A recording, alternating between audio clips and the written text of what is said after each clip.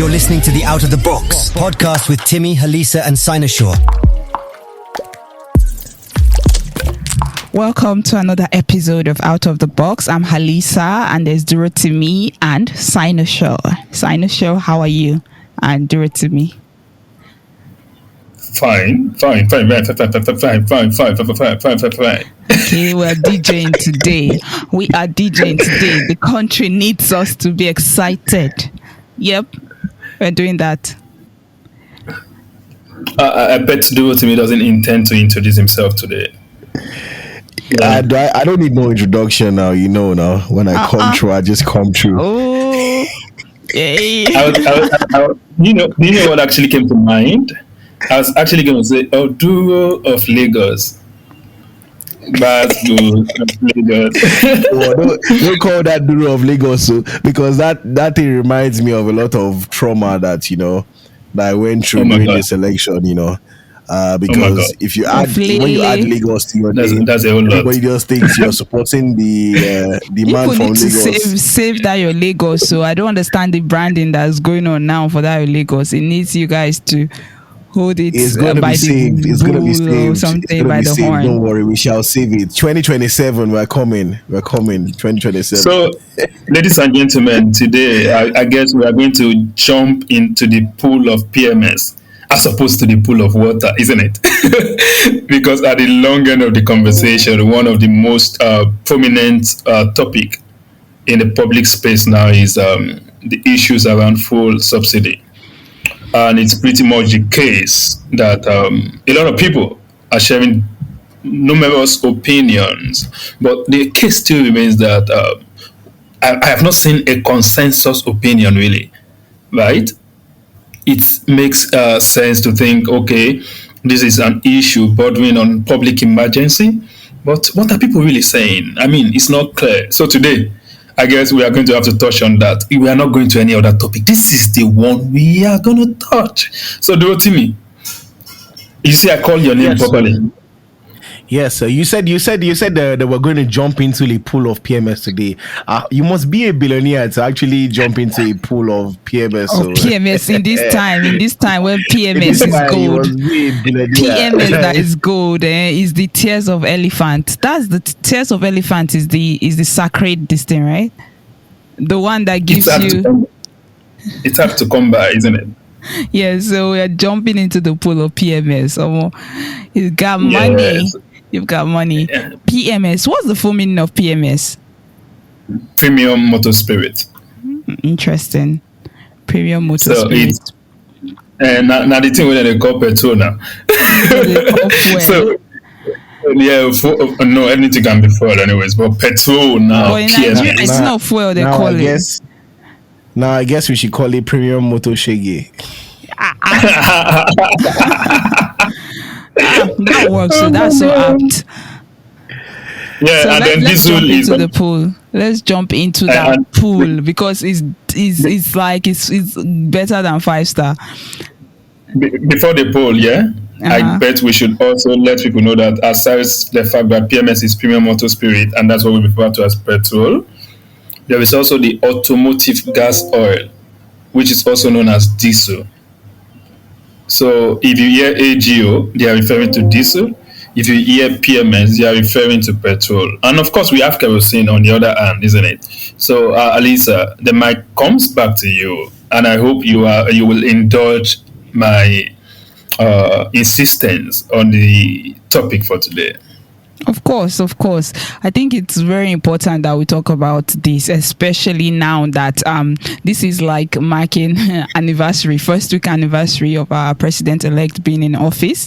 And, he came to office and he decided to do everything he promised. I guess at this point you say, yes, he's actually sticking to what he promised. So he promised. And the APC government has already promised us that this is what is going to happen. What is going to happen is that they've paid subsidy for the first year of 2023. The subsidy on PMS. As we all know, there's no subsidy on. You mean the first half? The first, that's Q1 and Q2, right? The first half.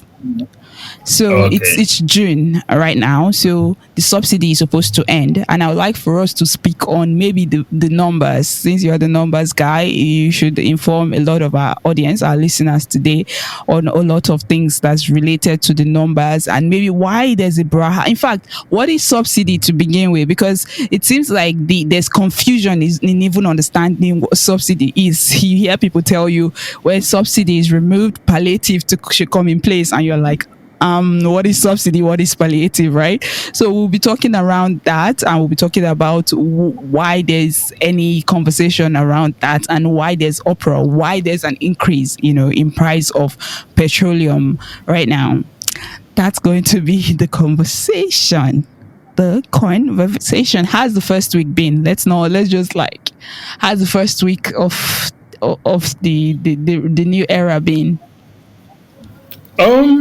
For me, I think it's been as expected, as tumultuous as expected, because we cannot discount the fact that every electorate in Nigeria should ordinarily check the document, which is the manifesto of their candidate. So if by implication, the policies we are seeing around now were the major policy anchor that these guys actually promised while they were campaigning, I think, we knew it was going to be tumultuous, especially someone like me who didn't support any of them. But seriously, it has been tumultuous. And then, of course, based on what they had said, they also said it will be first, but things will get better over time. But what now comes to mind for people like us is, okay, we have had Sure P, subsidy reinvestment something program. It failed during Jonathan's administration. We have also had a lot of things, Obasanjo, Yaradua's regime, everything. It was all promise, and no results. So literally, some of us still are playing the safe game to say we have seen this game before. So, I would like to reiterate, it's just going to be a game of promise, and then no result at the end of the day, if you ask me. Okay, it's not. This one is even maybe it's not a promise at this point. He just said that that's what's going to happen, and it's happening. And let's Duratibi, what has it been like for you the first week before we dive into the sea of PMS? Well, it's almost not different. It's just basically the same thing. I've not seen anything that is different in the first 1 week. Just that we have more videos and more pictures from Aso. I think that's what we have. I think I've seen a lot more journalists, in that place, releasing more videos. That's all. That's basically what we've seen. Nothing to talk about yet besides the removal of fuel subsidy, which Tinubu announced on his first day in office. So that's it for me. Do you still remember the first week of Buhari presidency from takeover from Jonathan? Yes. Yes, no. The only thing that I remembered about it was his speech. The speech too was when he said, "I belong to everybody and I belong to nobody," and everybody started talking. You guys will see Shaggy. All of you that brought him here, you will show you people. No. Don't be a prophet of doom. What people said is, until a philosopher becomes president, there will be no progress. And here is a philosopher of our time. He just literally said, and then a lot of people in the media were running along with those information. They were going to actually dissect it, delineate it, break it down, turn it upside down, make as much as they can make out of it. And do it me, you didn't mention something. Fulani dress, Hausa kind of dress, has now ended in Aso. People are now wearing Yoruba cap, including Wike. Have you seen that? Oh, that's true. Now they don't wear Yoruba dress now. This is an interesting. By the grace of God, one person from the southeast is going to emerge as president one day in this country as well. Yes, I need to. That would be beautiful. Honestly, I want to see that. We are going to see Isiagu. Well, but in that case, I really anticipate, one person from like maybe Cross River or Kwaibon becoming president. We'll see a lot of beautiful, dresses. Because a lot of if it's clothes. this guy, it's going to be everybody wearing black. I mean, I'm a lover of black, so I wouldn't have a problem with that. But a lot Hold it right there. Hold it Who's right your there. who's your guy? Don't create any controversy. Well, let me bring us back into serious Okay, business. So okay, Show okay. actually mentioned something. He talked about the Sure P program, and to be Mm-hmm. honest, I didn't even know it was subsidy reinvestment program, and I just googled it up, right? And it's actually very funny. So Sure P is actually a subsidy reinvestment program. Now that brings me to this point. I was going to say this. So there was an attempt to remove fuel subsidy in 2012, and after all of the protest and the people coming out to say no, we don't want fuel subsidy to be removed yet, it did not actually go back to that normal price. The price was actually increased. So does And then that mean that investment, some percentage of subsidy was actually removed at that particular point? yeah. If you are saying you are investing something, it shows that you counted it as an investment somewhere before, which is not productive, and you want to divert it elsewhere. So it literally is the case that indeed, some level of subsidy was actually removed. So pretty much, price was adjusted a little bit upward, and we got what we got. But at the end of the day, the whole thing failed. So So like, that was what I was saying earlier. Like, we've seen this game before. No, they whine us. You understand? this And then, subsidy thing, they say it's been there since the 1970s, and when there was an oil boom. So we literally have had it. But then I think that many things in this new dispensation kind of started since 1999, right? So the PDP government under Atiku, they said they tried to remove it, and Atiku has also mentioned that they had 4 stages where they wanted to remove subsidy, and they said the PDP administration during that year 16 years period, which Atiku was kind of actively, involved in economics. He said they had these 4 steps of plan that they were like, they're going to remove it in stages. And that's why some people said that subsidy was During Obasanjo's tenure, that's right. what he said, and then they were able to do stage 1. Is and the they passed stage it one on the to time they removed like the one on kerosene and diesel? Is that or because they said there was subsidy on kerosene and diesel before, right? Because right now it's yeah. only subsidy on PMS. I remember growing up while they removed the subsidy on kerosene, right? Although my memory may not properly serve me in that sense now. But the issue is they removed it with the intention of actually having more funds freed up for the state to use. And we are yet to define subsidy. Meanwhile, our listeners are probably waiting to know exactly what subsidy means for those who are not in the know already. So I would like to quickly touch on that. And then there is this conspiracy around the definition of subsidy. Because if you do not understand how government is formed, where the concept of government comes from, right? You might not necessarily understand the concept of subsidy as an anomaly in the sense in which it is defined, right? I'm not sure that most of you are, some of you have looked at it, our listeners, but if you look closely, they will tell you subsidy is a form of support, is a form of palliative, is some form of allowance, is some form of, let's say you are buying something, you get discount. It's a form of support in the real sense to just ensure that people are able to consume more of a certain item at lesser cost to what it would ordinarily have cost them. Now, if subsidy, right, because I was talking about conspiracy earlier, if subsidy is on an item that is our joint wealth, then it becomes a problem. Why? Because it will beg the question that, are you really subsidizing me because subsidizing this for me, because what it will mean is, in the case of petrol, oh, in the Niger Delta, oh, Niger Delta, like it's our oil. No, it is not your oil. It's the oil of the Federal Republic of Nigeria. So it practically speaks to the fact that it's our joint patrimony. I don't know, maybe this is making sense, Lisa. Yeah, yes. It is our So, joint patrimony. So when you say the proceeds from that thing, you are using it to make my life better, that is the right. ordinary course of action. That is the. It's not complicated. You are not helping me.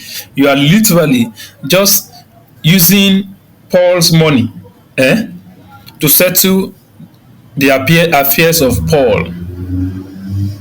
So now, when our people have now gone to an extent, right, where they now start seeing it like it is indeed, they helping the populace, then that's where some of us have problem, right? And some people will say this thought is not progressive. It is the most progressive thought because it is the only thought that ensures that people that are in power do not become emperor. That they know that the concept of government comes from a place where people decide, as a matter of fact, yeah, to maintain order, to achieve some goals, right? And then bring their people together and decide to choose a representative. Government is not like, oh, you were born from heaven to come and govern. No. That's why the concept of democracy now becomes very important because it just literally promotes some level of egalitarianism, which is more or less like we are all equal to some extent. Equity, or equity, pardon me.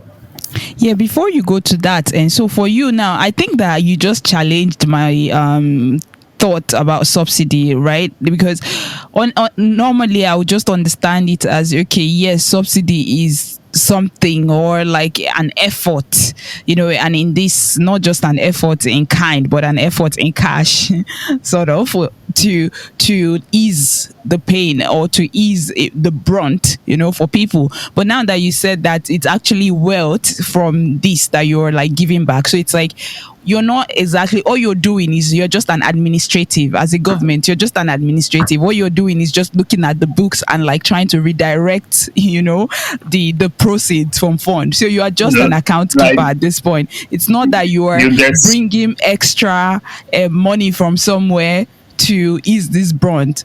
So I think that's a very good challenge on my understanding on subsidy, and I think it's going to be for a lot of people So too. can I ask that what exactly, how much does Nigeria make from selling crude oil, and how much does it subsidize crude oil for? Like, is there a difference, or are they actually losing money? Because that would be, no. it will actually be very stupid if you are buying, like, let's say you're selling crude oil for 500,000 naira, and at the time it's coming back to you, you are buying it and subsidizing it, and you are making a loss instead of even. So I just want to, like, let's be clear, like, if Financial has the official figures or anything like that. As of 2022 December, Nigeria collected about 21 trillion naira, right, from the sale of crude oil. And this is more or less like about 50% rise from where it was in 2021 at 14.41 trillion naira. And we understand that as of 2020, from 2020 to 2021, there were a lot of issues globally. We were unable to produce, right? So it encumbered the flow of things. But as of 2022, we started seeing recovery whereby we saw it up about 40 to 50%. So literally, we made about 21 trillion in 2022. You want to know the amount? You don't hear Yeah, now. yeah. Okay, so I don't want it to be clear. So I think again that it goes back to the major issue about this subsidy issue, because it's a big topic of it's a big there's a lot of conversation around this currently. And first off, we should be asking ourselves about our refineries. Across the years, a whole lot of money has been invested into fixing the local refineries. But unfortunately, they have not been successful with that project. I don't know why. I don't know what is the exact reason why it has not worked. but it just brings us to the question of why our local refinery is not working. Because when we talk about this subsidy, and I'm going to go like deep into it, and you guys will forgive me because I'm really passionate about this, because it is something that's going to affect our lives in ways that we cannot even imagine, right? When we talk about fuel subsidy, we talk about people who have to, go to work every day. There's going to be an increase in the price of transportation. There's going to be increase in the price of food. There's literally going to be an increase in the price of everything that you can think of, because the subsidy is finally is going off, or according to Tinubu, is already gone, right? And one would wonder, the last administration, the Buhari administration, they came into government capitalizing on the failure of the PDP to make a lot of things work. And one of those things was actually like the refineries.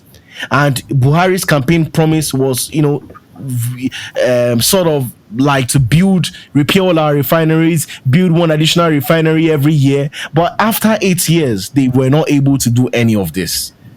And at the end of the day, what pains me mostly with the Nigerian situation is that it's the Nigerian people that will now feel the brunt of the failure of governance. So when you are speaking up about these guys and saying that, oh, these guys are actually failing, they're not doing what they're supposed to do, people will still come for you. At the end of the day, you keep quiet and they go out of office. It is we, the Nigerian people, now that will not be paying the price for the failure, for the corruption, for the maladministration of the government and public assets. We are the ones that are going to feel the pain right now. So it is crazy to me. And a lot of people will make a lot of arguments like, oh, in so many countries in the world, they take out subsidies. But if you actually take out time to do your research, you'll find out that subsidies in most of these countries across the world, I'm not even talking about countries that are even oil producing nations. Because one question I've always asked is, Nigeria has one of the largest deposits of oil in the world. What have the Nigerian people benefited from it? What have they benefited? And you find out, you go across the world, different countries have subsidies on different things. You even find out that some countries actually subsidize some particular foods because they want the children in those countries to have a balanced diet. So there are some particular foods that they actually subsidize. So it is, Dorothy, what you just mentioned now made me think of something. There's a lot of arguments around subsidy that I think we should even take it one after the other and start debunking, or start, giving a little bit more perspective to. But once you just talked about this, like subsidizing food, now I want to even raise this question. Someone said something about it being problematic for the government to subsidize consumption, that the government should be subsidizing production. So what does that mean? That, especially when it comes to the conversation around crude or around PMS, like the government subsidizing anything related to PMS is them subsidizing, consumption, and it's something that should be discouraged. That's one argument. Let's, expand a little bit on that. Can you share what it means? What it means? Like, if you understood that argument or where they're coming from? Yes, I understand. Like, but for me, I would even say that argument does not have any logic behind it, right? Because you now consider what exactly are people patronizing that product for. Yes, we do have people who are patronizing this product for leisure, but we still have a very, very great percentage patronizing this product to produce. SMEs, even like people working by themselves, freelancers, people are patronizing these products. Even salary workers have to patronize these products because they have to get to work to be productive, right? So that argument, sometimes when people bring out some arguments, it doesn't have any logic behind it. It doesn't have any logic behind it. Even if you even say you even want to even subsidize production and not consumption, are people not going to eat for them to be productive? Are people robots? Because sometimes the people that make all these arguments, if you I don't even want to even bring ideology. I want us to keep ideology far from this conversation, because this is not even about any ideology. Before they try to rope it in, people are going to have to eat. before they can even work, before they can be productive. People need fuel in their generators, especially in a country like Nigeria, that government has consistently failed to be able to provide adequate power supply for its citizens. So that arguments, to me personally, doesn't have any logic to it. To be honest, if I'm just going to say that, right? So yeah. So Anisha, what do you think? You think that there's it's not even about your thought. Like, what is that argument about? Objectively speaking, like subsidizing consumption, and it's a problem because I don't know the school of economics that is saying that it's problematic to subsidize consumption. No, I mean, oftentimes the people who are going to be making such analysis have an elitist mindset, right? They practically think it is not in the place of government to support the weak. They are not. They are not. They don't care about production. They don't care about consumption, right? That's not the thing. It's just a facade, right, that they have up there. I mean, it's at best, right? This thing that we call, is it a subterfuge kind, right? It's a form of deceit, right, to actually ensure that the propaganda of government sells. So what people are doing is they are literally saying, stop giving money to a Sinosure, give it to a Dangote. Does that make sense at all to you? That's what they're saying. And meanwhile, the question is not, the conversation is not that Dangote has not been getting support from the Nigerian government. It's not that business owners, don't let me say Dangote alone, business owners have not been getting support from the Nigerian government. I mean, big business owner. If it could be tax holidays, it could be pioneer legislation, it could be it could just be in any form, but people are getting support from the government. So when you now say, okay, that side, it could also be monopolized licenses. Okay, where you create a barrier for other people to enter that, a very big barrier for other people to enter that space. So now, when you now come back and say, okay, the other end of it, that's production side, yeah, manufacturing side. Now you've come to this other side and say, okay, these people, it's not like their income level has increased, though. And why is the income level not increasing? That's one of the questions we should ask ourselves. It is because even the little tax that government is getting, people are stealing it. It is not going into creating proper road channels.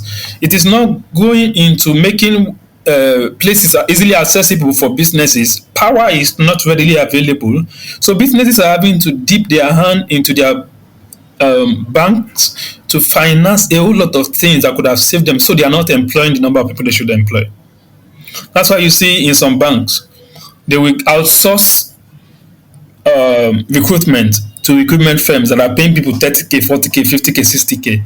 Meanwhile, the number of people that are core staff in that business, because they usually call them contract staff, those people that I just mentioned earlier, the people that are core staffs in those businesses, they're just in their minority. So literally what is now going to be happening is that these people are using this means to save money.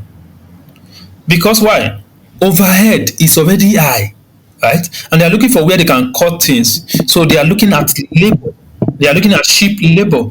And that exactly is why people need this support, especially from the government. And I'm using support, quote and unquote, here. Because the wealth you are giving to the people is still the wealth of the people. It's not like you are doing them any favor. So when people now make such arguments, literally what they are saying is, stop supporting them, they can die. That's what they're saying. And this is not a blackmail for anybody. Because some people had gone to school, they had been taught that fish eat fish. You know this thing we say in Yoruba, kind of. Fish eat fish, right, to grow.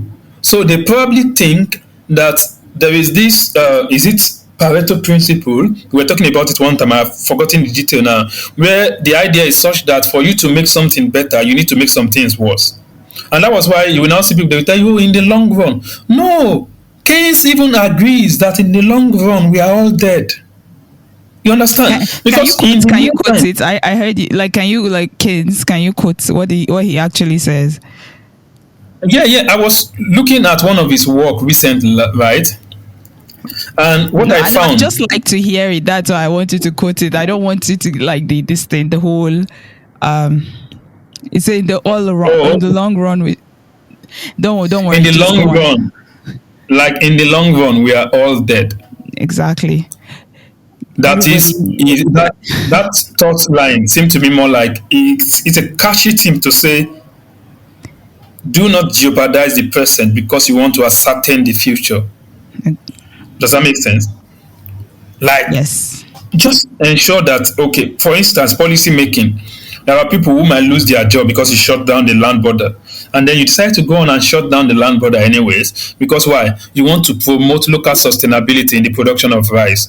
Okay, production of rice in 20 years, we get it right. How many casualty? 2 million casualties, hypothetically now. And then you're not like, okay, do you think a life, that right sustainability is worth more than a life? And when they now say subsidy removal, and they are now saying in the long run things are going to get better, it begs the question that for who? Is it for me that I'm earning 30K and tomorrow I will not be able to go to work, and if I can't get to work, my employer might actually have something to do away with me because they are already incurring a lot of cost already, and they cannot afford to increase my salary? Or perhaps I now have to go to that work. I was walking to maybe Third Mainland Bridge or to Dugbe-Alawo Road, and on Third Mainland Bridge, I was so afraid of an onrushing vehicle and I jumped into the lagoon. Or I was going to Dugbe-Alawo, I was lost in thought, and now I'm going to walk home in the night, and I get bashed against one of my Southeastern brothers' shop there. No. What you should do is it doesn't even make sense that prices of things are going times 3. It doesn't make sense because income cannot reasonably go times 3 in this kind of setting. So when they say consumption, this point is also very important. Consumption is the biggest part of the Nigerian GDP figure. It makes up the biggest part. So when you now say consumption makes up the biggest part, it now begs the question like, okay, if consumption makes up the biggest part, right? Why are you targeting the thing that is even still making life reasonable at the moment for your people? Because when we say GDP, we are talking about economic activity within an economy. You understand? So really, there's a lot to be said. But the point is, those are propaganda, right? People don't know. In economics classes in universities, some lecturers teach propaganda. They practically are telling you, as opposed to opening your mind to analytical thinking, where you know all of the economic systems available, different methods available. They are reinforcing some biases in your head, and those biases informs the thought of the people who are doing economic analysis outside there. So much that they are thinking about the theory, and they will never think about the things that are held constant for those theories to hold. What are those things? Like nobody will die if you remove this subsidy immediately, because you want to take the money and use it to finance infrastructure. In this case, that's how it will seem to me. Oh, no, things will not be sabotaged. Oh, one of my brother was also talking yesterday, and he said, oh, it could be also expansionary. And I said, expansionary, lead me. And he was leading me towards a thought, but I said, okay, whenever we meet on Saturday, we are going to break this down so that you can see that it is placebo. It is not expansionary. And placebo in what sense? It will have no effect on that side that you are looking at. But we'll get there. We are not discussing economics. Let's go into the subsidy conversation. Well, I feel like with every sentence, it's like I have questions. With every sentence I hear about the subsidy thing, I have another new question because it's just that you broad. Better take your question. But I think take your question to do it. Yes, like with all, I have question, and it's no question. I feel like, in fact, I'm going through those questions and I'm trying to understand it immediately, like by myself, because this thing that you said is very, very important, interesting. That in economic classes they teach propaganda, because if you see the way these conversations about subsidy has been going, it seems like the majority of people will say things like, "Yes, I support the removal of subsidy, but da da da da da." It's like you have to prove your intellect, or to prove that you've been in economics classes, you have to say you support the removal of subsidy. Because if you say you do not support the removal of subsidy, there might be something wrong with your education. Like, you have to kind of first of all say, I support the removal of subsidy, but maybe it should have been done differently. Maybe it should have been done better. Maybe it should have been done more gently. Maybe they should have used a cute tone to say it. Like, there's just all of this whole it is the most elitist. It is the most elitist bandwagonism you will find out there today, right? If you want to belong, just say, "Oh, it is good to remove it." If you want to belong, just say it is good to remove it, and you know, wherever there is the crowd, there is bound to be a very high likelihood for the sense not to be there. Well, I think that we are just shooting shorter. Everybody that is listening to this now, you probably now, I'm talking to you listening, right?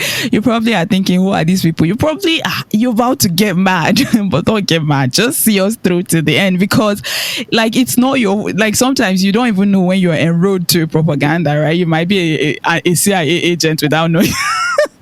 Okay, I get what you're doing there. So you can. That's a very different conversation. Yeah, right. Anybody that wants to catch that should catch it. Otherwise, don't even worry about it. But what I'm trying to say in essence is, don't feel attacked when you hear something like this. Our education in general is a sort of engineering. Sometimes they think that they have to do it that way to help us. But if you don't have people that are pro people, setting your curriculum, because at the end of the day, all of them it's all propaganda. Or that's a rabbit hole. Anyways, if you think, because many people have been just engineered to think that this thing is just terrible, like no, our country is spending too much money, we should remove it, and everybody would start doing their own sort of analysis that we should remove it and put it in education. But they are saying they are borrowing money to actually pay the subsidies, right? That's what they're saying, right? They're borrowing money. Can you speak more on maybe the figures and do it to me? That's what they are saying anyways. It is said to be the basis of our continued expansion in budget deficit. Budget deficit, now for listeners, being the excess of your budgeted expenditure over your budgeted revenue. Budgeted means forecasted. In this case, for 2023, we actually had budgeted for the first 6 months about 3.27 trillion. For subsidy payment. And now, very importantly, because we do not have a lot of time on our hand here today, it is noteworthy to say that there are claims that more than 80% of that amount being spent on subsidy payment are actually being stolen. Like, literally, we are fueling almost every neighboring country, land neighbors along the Nigerian axis. All of our border countries, it seems like we are supporting them. And we are not really supporting them in the real case. What PMS marketers are doing is to take fuel from the NNPC depots. Is NNPC start importing alone, and they will take this fuel to neighboring countries and sell there. So they would have collected money to subsidize it in Nigeria, but go sell it for the real price or even more in neighboring African countries. Where it now gets dicey is the fact that I think that was about 2 or 3 years ago. The NNPC was all out stating that they were trying everything possible to ensure that does not continue to be the case. So what they did was, there were some installations, some infrastructure that they had to buy to monitor fuel tankers. Till today, update, we've not heard about that monitoring device. And don't also forget, right, that since this subsidy issue started last week, fuel prices among our neighboring African countries allegedly have gone higher. So it now begs the question that all of these claims in the past, were they indeed the case? And if they were in the case, also beg the question that is the Nigerian state saying they cannot reasonably man our borders? If also that is the case, does it now mean we get the Nigerian populace, the poor masses in Nigeria, are now being made to pay for the ineptitude of people in government? I think the custom DG has a lot of questions to answer. I think the chairman of NNPC, the GMD, has questions to answer. Of course, I saw him answer some questions smartly, the last time out on Arise TV. But there were a lot of questions to be answered. What's that his name? The current care. Malam Mele Kiari. Yeah. Okay. Yes. Mele Kiari. Yeah. Very smart man. Yeah. Yeah, I agree. So, the custom have a lot, like the our borders. If our borders are this porous, shouldn't it be the worry? And that's the thing: is are we identifying the correct problems, right? Yeah, like you were saying. So if you take the money from subsidy, for instance, right? Because you cannot, in the real sense of it, fight the corruption that has bedeviled that subsidy scheme. Does it mean that anywhere you take the money to for investment, if they are corrupt there as well, the money will waste? I mean, these are logical questions. Leave the economics out of it for now, right? Pay attention closely, right, to the political angle of the conversation. Is the government giving up on the Nigerian state? Are our borders completely porous? When I say borders now, right, something comes to mind. Do you know that in Q3 2019, borders were shut down with our neighboring African countries? So any fraud that had been able to go through those borders at those point in time, before it was reopened in January 2022, right? It means that the people who are manning those places, people who lock those land borders, people who shut it, are probably complicit in the whole scheme. So you see, a lot of kind of worm open. And I would expect that immediately those announcements were made, the list of people that Ngozi Okonjo-Iweala, the SY Minister of Finance and Coordination of the Economy something, pointed out then as early as 2012, 2013, 2011, would be revisited to ensure that the new people who are stealing the fuel in Nigeria are caught and made to pay. You understand? So it will mean like, okay, we are fighting corruption, but we think this is a higher priority area to put the money. Although there are no justification for that, even socially, economically, but the message is we are not discussing the corruption side of the whole thing. We are rather focusing on the money part. Let's just take the money of these people, uncloak them of this fiscal support, that social support that they get. I mean, it's a whammy, really, double whammy there. Yeah, I understand. Like, I even though I try as much as possible to be objective, to think about what are the other, things that we need to consider. There are many things that are not supposed to be as set in stone. For example, the fact that we paid subsidy up until June. It's like can't you turn that decision? Can't you make other policies? Can't you reverse those things? It seems like it's set in stone, and it seems not that democratic, the way it seems like, okay, yes, we've put you in there as a representative of the people according to what democracy looks like. Yes, there was 8 million votes for this particular president right now, which is the majority as stated by INEC. We should still go by our constitution. But you made a very good point, right? At a particular time when you had, wrote out your thoughts around this. You said there's still a majority of people that did not go out there to vote during the election. So those people, their opinion still matters, like their opinion pro or against subsidy. So if that majority of people, which is like, 25 million, that is 90 million minus 25 million, there's still an overwhelming amount of people, voters, that did not vote. So you can't really clearly state that these people voted for subsidy removal, because we could say that the people that voted for this current government voted for subsidy removal, right? But we have a lot of people of the voting age that did not vote. So if we still have an overwhelming majority that is like not accounted for, you don't know where they stand, then if they should come out and there's an overwhelming majority saying we do not want subsidy, that decision should stand, right?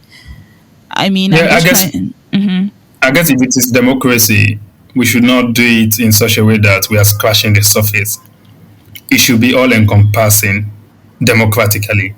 So now, what do I mean by that? We got about 23 million voters for presidency in this past election, and about 94-95% of them voted for subsidy removal, because they voted Bola Tinubu, they voted Peter Gregory Onwabasi Obi, they voted... that's his full name. I only know the middle one. Okay. They voted Alhaji Atiku Abubakar. And it also begs the question that a vast majority of them still also voted for Rabiu Musa Kwankwaso. So literally, the other guys like Omoyele Sowore, who said he wasn't going to remove subsidy, but rather punish the people who had been stealing money through that scheme for Nigeria. He got about 14,000 votes allegedly. And then there's this Adebayo Adewale as well of the SDP who said he wasn't going to remove subsidy. And then he got about 100 and something thousand votes. So literally just about 200,000 of, let's just say about 500,000, right? Of That's the total number of. Overestimating though. That's over. Yeah, that's the actually. figure, but yes, I get you. So now we have 90 million people registered on the voters register with INEC.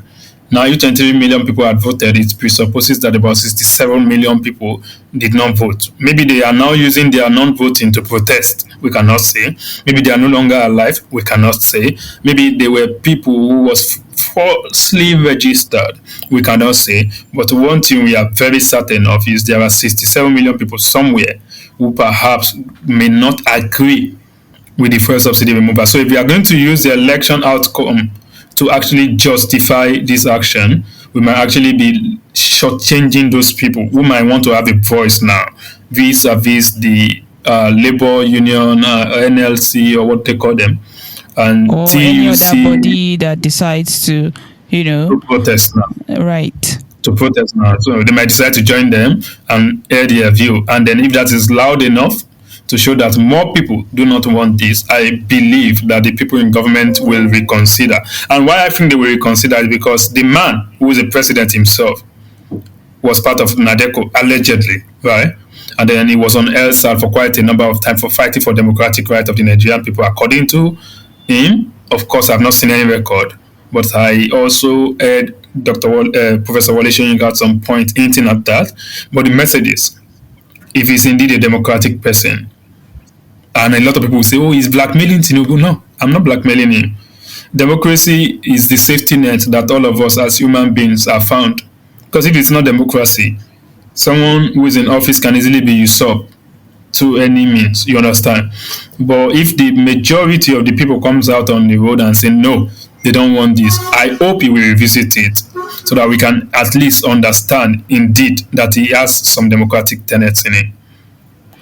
Is a Democrat. Yeah, so the thing is, for example, if they decide to revisit it, or they decide to actually get down into working and making sure that the data is correct, which means that we know exactly the amount of PMS we are consuming, and we are not trying to subsidize the whole of West Africa. We get down to doing the work, right? But then they still say there is no enough money to pay. So we get to a question of, okay, would the what's it called, the Dangote refinery be enough, or what's the effects going to be like? And then we'll also get to the question of how come Nigerian government is not able to generate more money, because I've not seen a lot of conversation around policies to actually bring in more money to the country. It seems like we're going through this shuffling. We're trying to say, okay, there's not enough money in this industry, so let's take money from this other industry and put it in this industry. For example, they're trying to say there's not enough money here, so let's take the money away from here and put it in electricity, for example, or put it in agriculture. So why are we doing this shuffling, and why are there not enough or loud enough conversations on how to actually increase productivity and increase money generation of money in the economy? Because now they're trying to just tell us, let the government be justified that they do not have enough money. And it seems like a lot of people are not questioning the government. Like, why do you not have enough money? Even though people are stealing it, but why don't you have enough money? And why are you not providing us with clearer plans on how you want to make more money to be able to pay these things? I don't think I've seen as much conversations around, that. As I've seen. I have actually tried, right, to relate with my contemporaries and share with them some ideas that I think are going to be very okay. And why I actually have been sharing that is because I think the people who run Nigeria have a way of ensuring that they blindside the Nigerian people, right? Now, when we say, oh, we are not making enough revenue, the one we are making, we are using it to pay subsidy, it begs the question that is it only petroleum products or crude oil that we export? Or don't we have other things? Or should we even be exporting in the first place? Because I was advising somebody recently as well. I must have told you this in the DM. I was saying, oh, I haven't told you. Yeah, I was Maybe saying on a it was something. space. Yes. Yeah, Okay. maybe we met on this space somewhere. Yeah, so we were talking, and the person was asking me like, "Ayo, what is this? What is that?" I said, "What?" The person said, "I need help with my personal finances. Things are not working well." And I said, "The problem you have, I have seen it from afar, is that you do not earn enough, right? You do not earn a living wage. Literally, that time I think he was earning about 50K." And he said, "Why? Minimum wage is this 18,000." I said, "You are not earning a living wage for somebody who lives in Lagos, who lives in the area where you are living, right? You should not be having problem because he was living around Agege, and houses were relatively better there." And when we started talking, and I said, "Why don't you do this? Why don't you do that?" He's now a data guy, right? Fortunately, it's been a while since we spoke, more than 2 years now. I think we were Okay. discussing Then this, this this around. must be a one-on-one conversation. Yeah, we were having a one-on-one conversation, Right. and then after he started learning Microsoft Excel, he improved himself. He did everything. He finished serving, I think, 2017, and then he just started using those skills to augment his reality, and then everything became better for him. And then later, I saw him; he was driving, and I said, "Oh wow, glad." And what he said is that little advice changed me. I thought I couldn't make more than that. I said, "No, you go make more than that, right? Don't." Some people are doing personal finance advice and they are telling people to cut expenses. Which expenses are you cutting when you're just feeding on 400 naira every day? Which expenses are you cutting again? You understand? You are not taking luxurious vehicles to where you are going to. You are practically taking downfall. Or do they want you to be jogging? Even bikes are costlier than downfall. You want to move from place to place in Lagos. So at the end of the day, it looks to me like the case with Nigeria is similar to his case. Why? Because we have tin. Some people are mining tin in Jos. We have gold. Some people are mining gold in Osun State, in Zamfara State. We have a lot of mineral deposits all across the country. But what do? Right? We give concessions. Or perhaps we license and we start taking royalties or whatever they call it, licensing fee, and then people start doing those things because we say, oh, we cannot manage them. You see foreign people there doing all of these businesses. And then I ask the question, is it that the Nigerian government do not see that these are low-hanging fruit that you can make quite a number of money from, and also spur macroeconomic activities from? And you know what I heard? Government has no business in running business. I said, who said so? Saudi Aramco of today, who is running it? They might have listed it, but they still hold more than 90% of it. Don't that make any sense to you? It does. The wealth from there is going to be building the empire, the KSA empire. Is it KSA or RSA? Republic of Saudi Arabia, or what they call their name again? Kingdom of Saudi Arabia. Yeah. The Saudi Aramco. The money is going to be, and they are making quite a huge chunk of money. So at the end of the day, Nigerian government is giving its wealth out to multinationals. Low hanging fruit, they are dishing it out to multinationals. But you know who now pays for all of this? The Nigerian people. Because they are the ones whose taxes might have to be increased. Because why? Because government is looking for money. VAT, 5%, 7.5%. But is the tax not even going to be on the business profit? They say you can only tax the profit, right?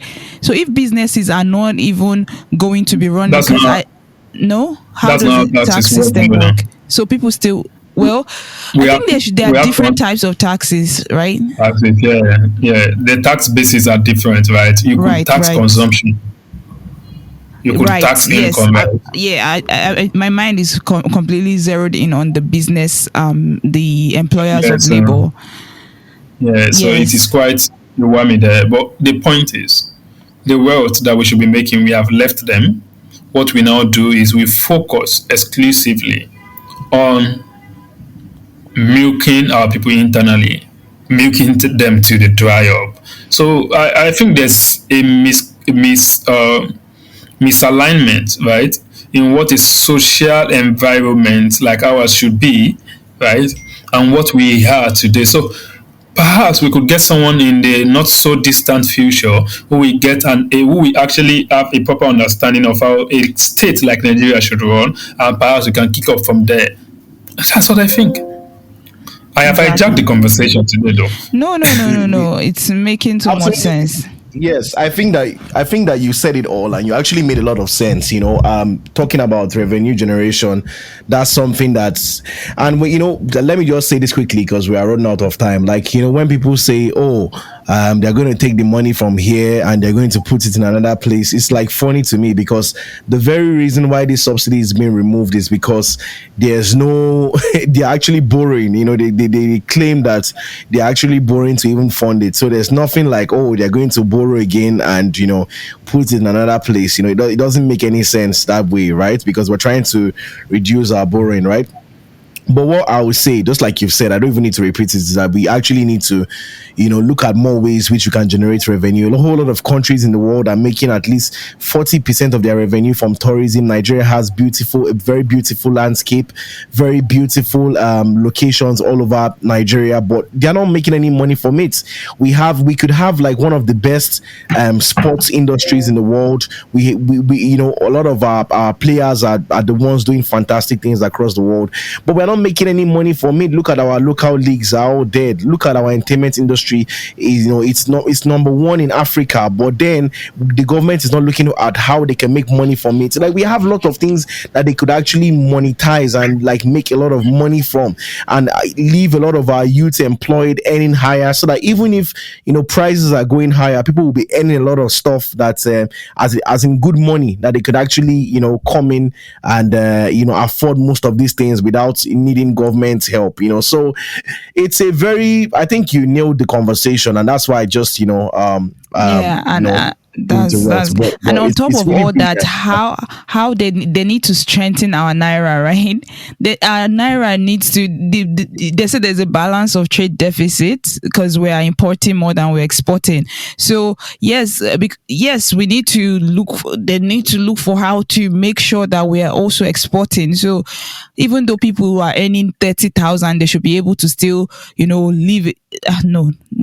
But even though I'm trying to say, because then when people were earning 18,000 and now that they're earning 30,000, if they are able to purchase the same thing, so they are not even able to purchase as much as they could when they were earning 18,000, then there's a problem. The naira is losing its value every day. So the way our naira should be strengthened should be something they should also, it's all right now. We need to do a lot. There's a lot of work that needs to be done in this administration for sure, and by the general Nigerian people. Yeah. So, are you guys comfortable? I guess it's so tiring, isn't it? That we have to now start explaining this thing in year 2023 after the death of Christ.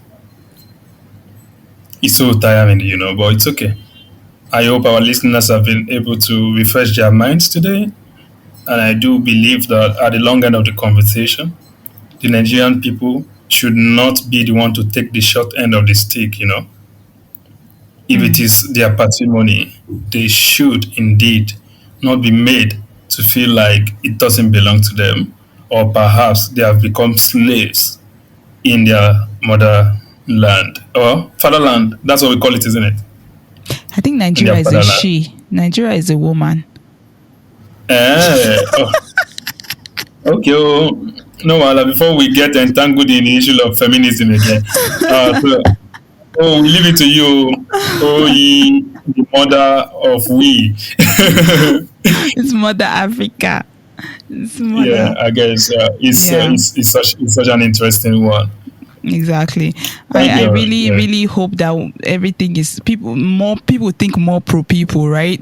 I think that whenever you have a thought, like, you should actually probe where you're getting that from, like why you're thinking the way you're thinking, why you think that it might be a good thing to remove this, whether you're trying to challenge your own financial ability or like just your ability to think, or just make sure that you're thinking in a certain way that you are actually proud of. Honestly, it's not something something to be boastful about. It's not egoistic. If you don't understand it, you ask questions, right? Instead of, just making assertions like subsidy has to go.